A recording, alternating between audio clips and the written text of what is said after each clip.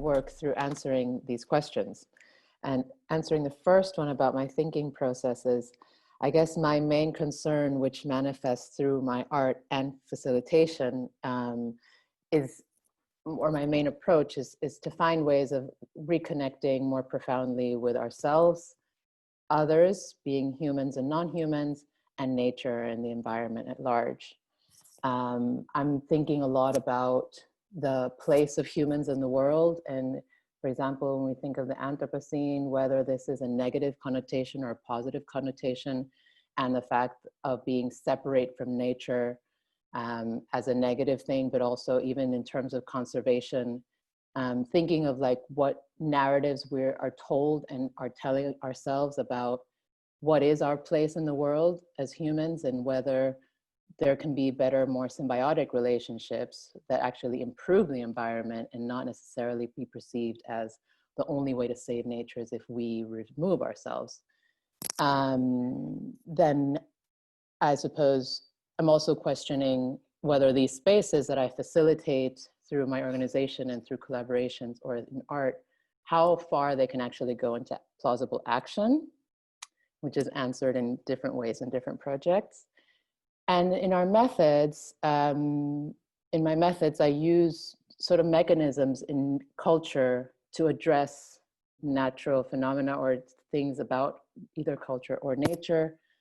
I'm reading a lot of ecology books and actually finding also ways of bringing these texts to life through performative readings, through my Living Ecology Library project, for example.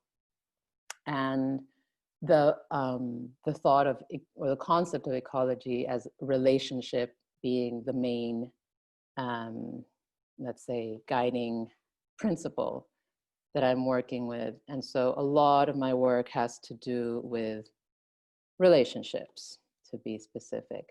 So I'm going to start by sharing some more of the work with Estudio Nuoso, the project in Panama,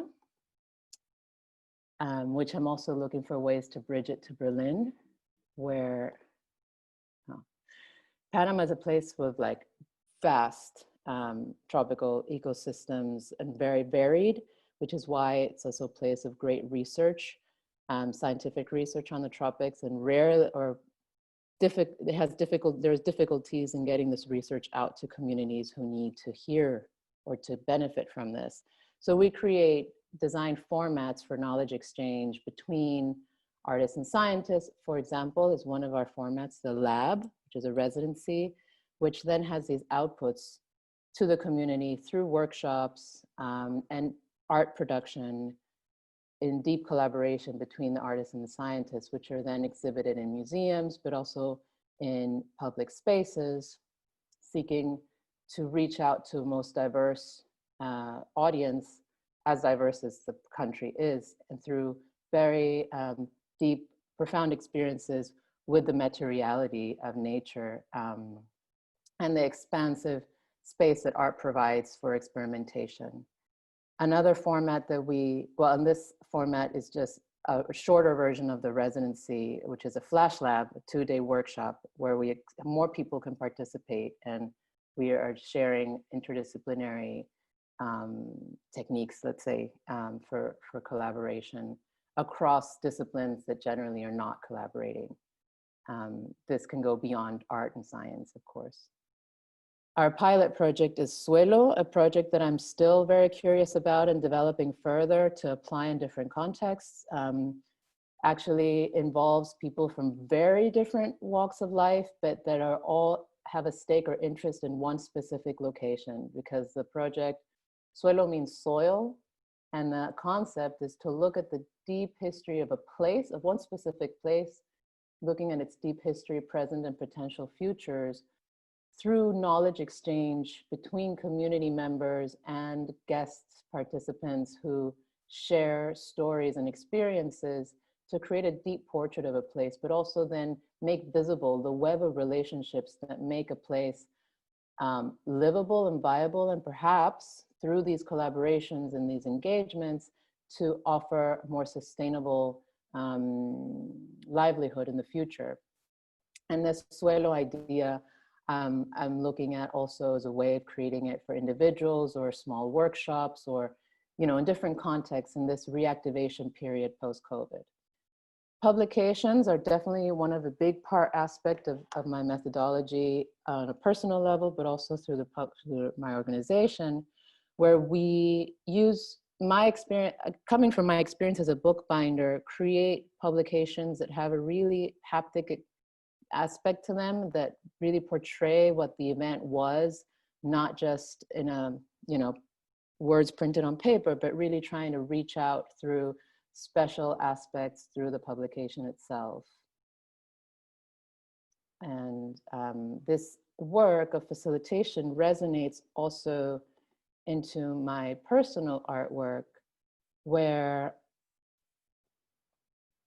the similar techniques that I'm using in facilitation, like building networks of the people that we want to bring together, I use also while I'm creating an artwork. For example, in this case, Panama Caribe.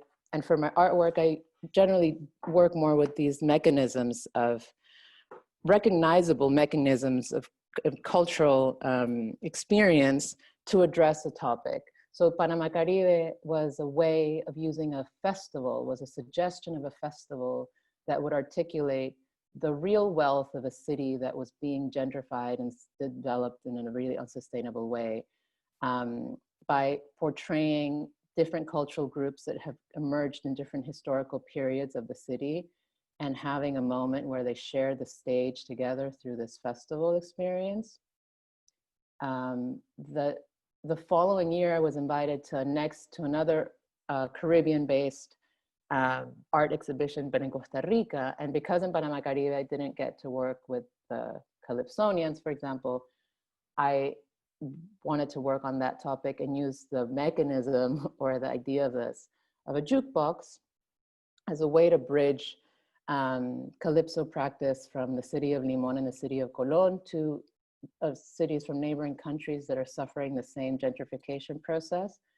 And the jukebox served as an excuse to activate a social space where concerts and workshops and different events happened with the local community.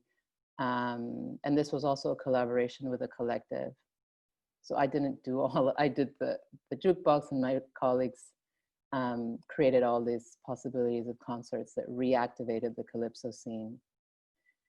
Shifting gears a little bit, after becoming a mother, I produced work that was more focused on how we connect to ourselves, and through this more intimate connection to ourselves, we can connect to the broader environment. And so I created Ocaso, Sundown, which uses bedtime routine applied for humanity or for living beings of different ages.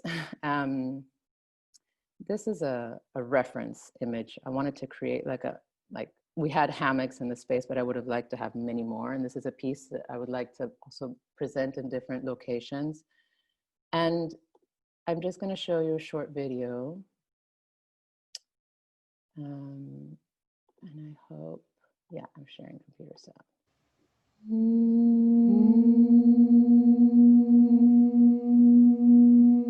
The lullabies themselves are not recognizable songs. They're more ambiance, very relaxing, humming, vibrational tones that I made to put my son to sleep. They were the only way he would sleep with this type of sound.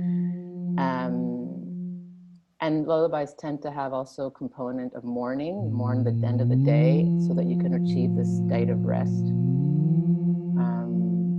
But the idea was to create a space to reflect and mourn the loss of nature, for example, with the intention of, you know, mass extinction on the horizon, but also with the intention of resting and being able to recharge your battery to continue the fight that we have to do. And the stories was a collaboration with a geologist who wrote children's stories, and I selected a few about the history, present, and future of nature in Cuba, where this particular installation took place. And this is something I'm still curious about, which is these narratives of what we understand is nature, and without being alarmist about the future, but connecting with the cyclical nature of nature. Simultaneously, I was creating this artwork, which I finally finalized this year, given the pandemic, where I proposed to create a bridge between personal practices of well-being through hand yoga and the environment. And I selected 24 images of mudras and yoga positions to create a toolkit, propose a way to connect. The more we connect with ourselves and our own well-being, the more we can connect with the environment that surrounds us. And the project was always intended to become this card set, which it finally has become. But because of the pandemic, and that leads to the final question of new ways of collaborating and learning, I felt moved to create an ebook, which would be an easier outreach to people, easier for distribution, where these images of the mudras in connection with the landscapes are shared through this digital format. And I created then videos online on Instagram, which is not really my style, but seemed to be what the project requested, so that I could share the technique with people and support with this difficult time that a lot of people went through a hard time. And I think I'll stop now because that's about 10 minutes. I don't want to go over our time. But I will give a workshop at the during the Hypertopia exhibition. So if you're interested in this practice and want to learn more, join us for the workshop. And yeah, I'll stop there for my input for now.